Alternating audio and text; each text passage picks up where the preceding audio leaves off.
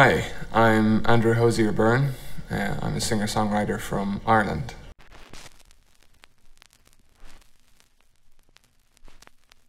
I don't know.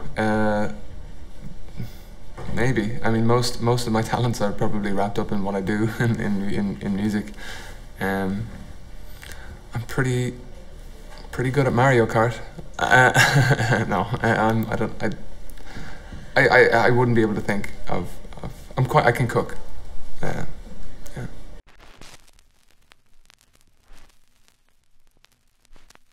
I would say the feeling that you get when you break something deliberately, if that makes sense.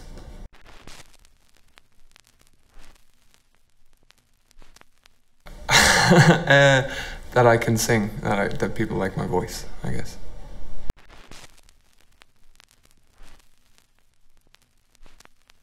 I have a pair of sunglasses that I found when I was a young child, a pair of Ray-Bans on a golf course. I was looking for a golf ball in like the roughage, long grass in like a wooded area, and they were covered in mud and rusty and stuff like that, and I cleaned them. They're like an old vintage pair of Ray-Bans that I still wear. I still have.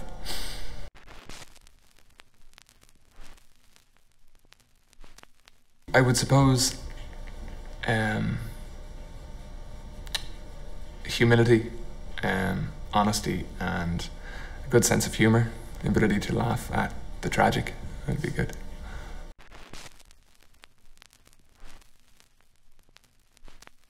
Yeah, I suppose I always loved music, but my father was a drummer when I was a child. So he played in a lot of blues bands in Dublin, blues music. So I was introduced to blues music from a young age, I suppose, and I would have been listening to soul and blues as a child growing up, and I always kind of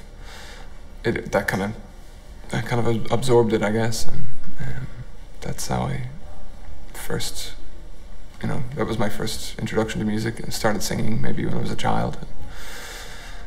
Joined a band at 15 and started writing, I suppose.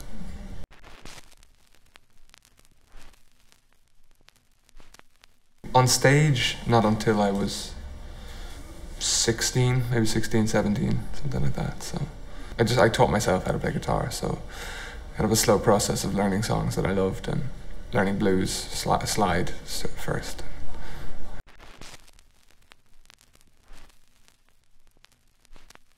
I'm a big fan of St. Vincent. As a group from Ireland called Little Green Cars, who are great. I suppose, yeah, but yeah, a lot, but I'm always listening to old music as well too, so Sam Cooke still, and people like that.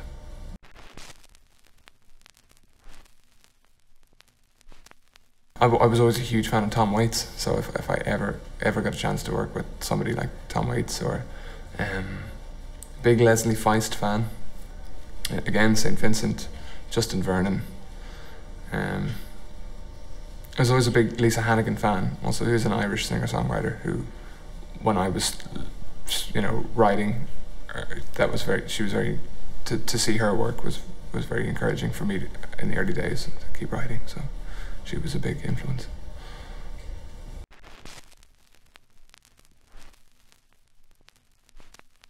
Yeah, I mean there are certainly in literature there are references to say the first EP, the novel A Portrait of the Artist as a Young Man by James Joyce was a big influence, and little bits. There's a few Irish writers that kind of inform the sentiments sometimes, and Oscar Wilde and some of his kind of shorter stories as well as little fairy tales. And, yeah.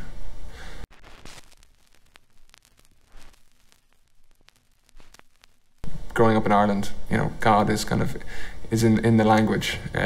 He's in the vernacular, and it kind of hangs in the air quite a bit. And sometimes it's used. Saying "Take me to church," I'd use words like that as a kind of a tongue-in-cheek, kind of ironic way of making a statement. But yeah, I suppose God hangs in the air quite a bit. So you kind of, he's in the vernacular, so to speak. So, but also blues music as well is a big influence, and that carries with it a lot of say the devil and stuff like that, and so that also might be an influence.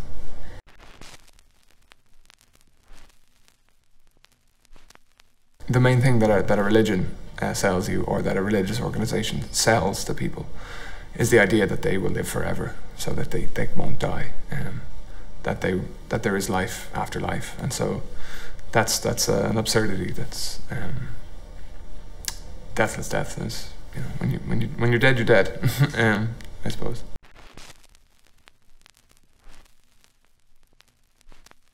The video references a series of attacks against members of the LGBT community in Russia, specifically. There was an increase of organised attacks which were carried out by far-right extremist groups and filmed and put on social media. It comes with laws being passed by Parliament which make it illegal to advocate rights for members of the gay community. And the song, where the video and the song kind of meet, is that the song was always about organisations that undermine or tell or judge right and wrong based on who you love, and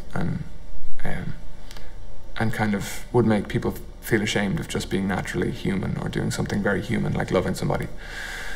And so that's what we wanted to kind of capture in the video, is that there will always be organisations that do that, and right now that's just another example of it. Whether your justification is God, or whether your justification is a political ideology or whatever.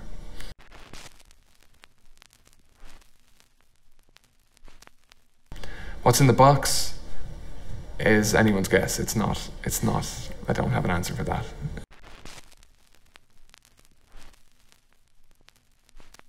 Oh, it's all downhill from here. No, it was great. A bit of a shock. Obviously, I had no experience on TV, so like I found out about the Ellen show 2 days before, so it was quite nervous. But it was great. It was really, being on the Letterman stage was awesome. I'd been watching Letterman for a long time, and when we were doing the Ellen, like rehearsing for Ellen and the sound check, they had us wait 5-10 minutes because Ellen wanted to run and check us out and kind of sit and watch. So it was really nice. It was very, very encouraging. Yeah, I don't know. It's just, but it was a great experience.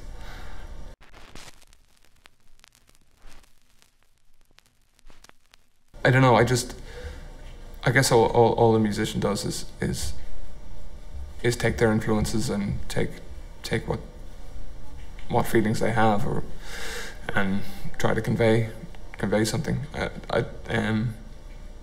Maybe it's just a difference of influences. Gospel music, blues and soul were always very, very close to my heart, so just trying to convey that. And it was only recently with the first EP that I used those influences honestly and put them out there. But also it's nice to, I think, try to reflect your times as honestly as possible, for better or worse. So I guess sometimes people like the honesty of it, or some people are quite comforted by the music. I don't know what that means, but I get messages about people saying that they find comfort in it, which is lovely. But I don't know. It's not for me to decide what people like about it. It's there, you know.